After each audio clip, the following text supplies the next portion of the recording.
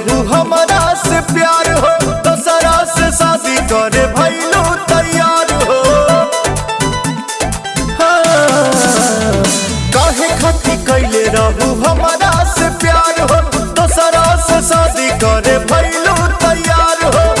हमारा के छोड़ देले बारू बुरा हाल पा, गोरी नया साल पा बैठी हरा ताल पर बेवफा बेवफा डीजे बजा के तोरा बीच जाए माल पा, किस ले हम गाल पा। डीजे बजा के तोरा बीच जाए माल पा, किस ले हम गाल पा।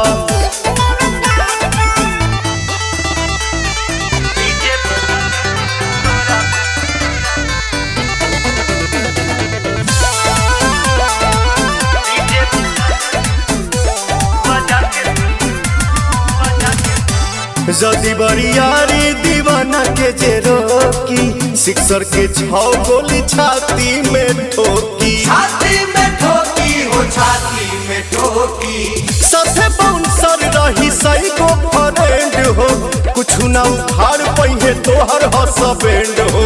हाथे आके फेरे लागब सोना जैसन बाल पा, भारी परब काल पा बैठी हरा ताल पर।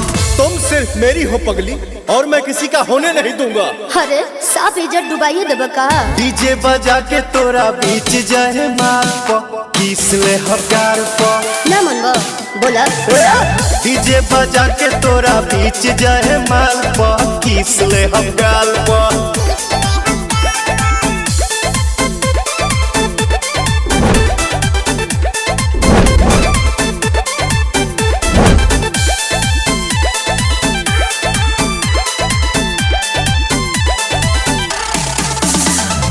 देखत रह जाइए तो हर सारा बिरादर, हाथ जोड़ के माफी हमसे मंगी है तो हर फादर। माफी मंगी है फादर तो हर माफी मंगी है फादर। सबसे सोझा तोहरा के गले से लगाई, मांग में से नूर भर के मेहरी बनाई।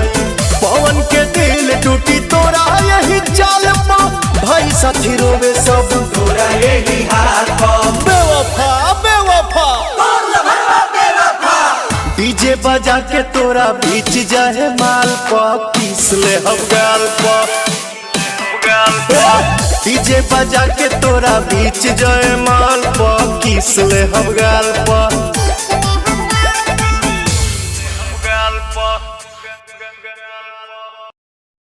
डीजे बजा के तोरा बीच जाए माल पा, किस ले हम गाल पा।